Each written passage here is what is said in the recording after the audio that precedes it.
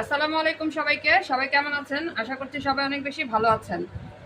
Handi beef রান্না করব, তো এই জন্য এখানে আমি মাটির হাঁড়ির মধ্যে নিয়ে নিয়েছি। আর মাংসের পিসগুলি কিন্তু একটু বড় সাইজেরই রেখেছি। তো প্রথমে দিয়ে দিচ্ছি পেঁয়াজ। পেঁয়াজটা দিয়ে দিয়েছি। আদা রসুন বাটা দিয়ে দিচ্ছি 1.5 টেবিল চামচ। দুইটা তেজপাতা,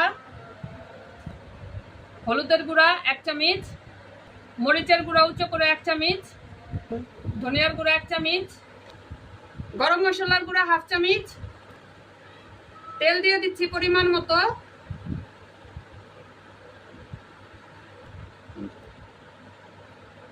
লবণ দিয়ে দিচ্ছি। এবার হাত দিয়ে সব মশলা আমি ভালো করে মাংসের সাথে মাখিয়ে নিব।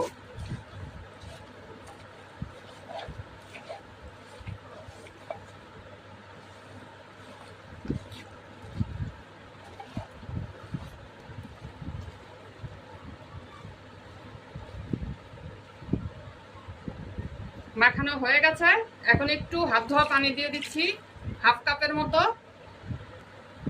গরম মশলার গুঁড়া দিয়েছি, এই জন্য এখন শুধু আমি কয়েকটা লং দিয়ে দিচ্ছি আর দিয়ে দিচ্ছি কয়েকটা রসুন। মাখানো শেষ। এখন আমি ঢেকে রেখে দিব।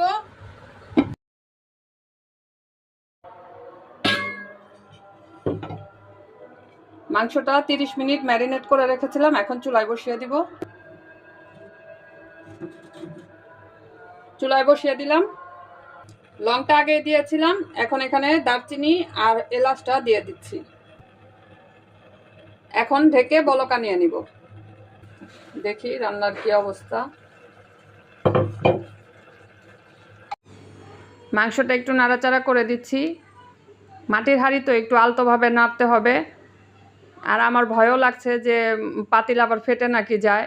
তো যাই হোক, আলহামদুলিল্লাহ রান্না কিন্তু সুন্দরভাবে করেছি। এখন আমি কিছু আলু দিয়ে দিচ্ছি। বড় বড় টুকরো করে আলু কেটেছি, 4-5 পিস দিয়ে দিচ্ছি।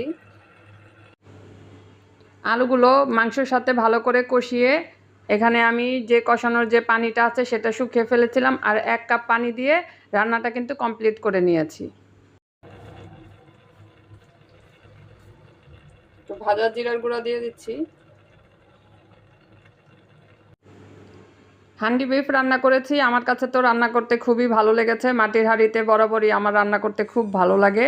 তো আজকের ভিডিওটা আপনাদের কাছে কেমন লেগেছে কমেন্টে অবশ্যই জানাবেন। ভালো লাগলে লাইক কমেন্ট শেয়ার করে আমার পাশে থাকবেন। সবাই অনেক বেশি ভালো থাকবেন। আল্লাহ হাফেজ।